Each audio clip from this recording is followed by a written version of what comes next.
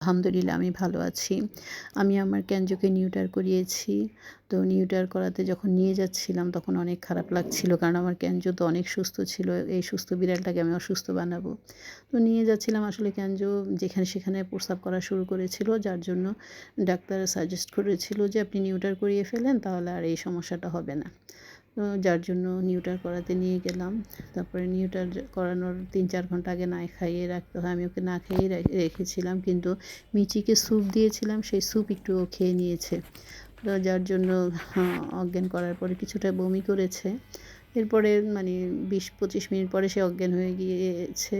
অজ্ঞান হয়ে যাওয়ার পরে ওকে নিউটার করানো শুরু করেছিল ডাক্তার, আমাদেরকে বের করে দিয়েছিল। তো বের করার পর প্রায় ১৫-২০ মিনিট সময় লেগেছে।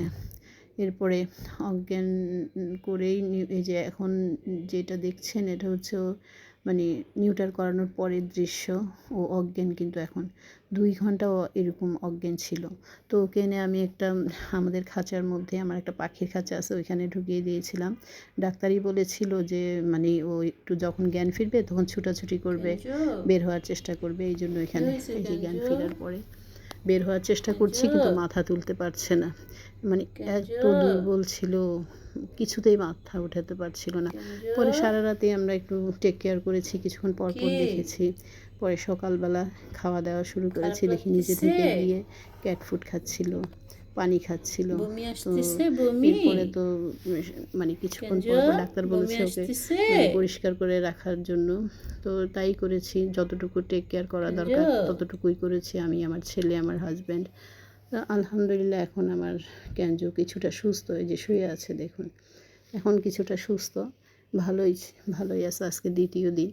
তো ওকে আবার ইঞ্জেকশন দিতে সন্ধ্যাবেলা নিয়ে যেতে হবে, কারণ ওই যে যাতে চুলকানিটা না থাকে এই জন্য ইঞ্জেকশন দিতে হবে, এবং তাড়াতাড়ি যাতে ঘাটা শুকিয়ে যায়। তো নিয়ে গিয়েছিলাম আবার। তো ওইখান থেকে দেখুন ওর গলায় এটা কেন বেঁধে দিয়েছে, ও তো অস্থির। এটা গলায় দেওয়ার সাথে সাথে অস্থিরতা বেড়ে যায় ওর, খোলার জন্য চেষ্টা করে, প্রাণপণ চেষ্টা করে এটাকে খুলে ফেলার জন্য। যাই হোক, এখন আলহামদুলিল্লাহ ভালো আছে আমার বিড়াল।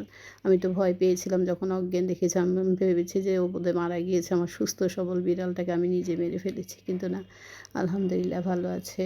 এখন বেশ হাঁটাচলা করছে, মিচির সাথে গিয়ে খেলাধুলা করছে, মিচির বাচ্চাদের সাথে গিয়ে শুয়ে থাকছে। মানে ভালো, আমার বিড়াল মোটামুটি সুস্থ এখন। তো যারা নিউটার বা স্প্রে করাবেন, টেনশনের কিছু নাই। মানে বিড়াল কিন্তু অত ডিস্টার্ব করে না যদি ভালো করে টেক কেয়ার করেন। স্প্রে তো করাইতেই হবে, নিউটার স্প্রে মেয়ে বিড়ালকে স্প্রে করাইতে হবে, ছেলে বিড়ালকে করাইতে হয় নিউটার। এই 2 দিন আমার একটু ব্যস্ততায় সময় গিয়েছে।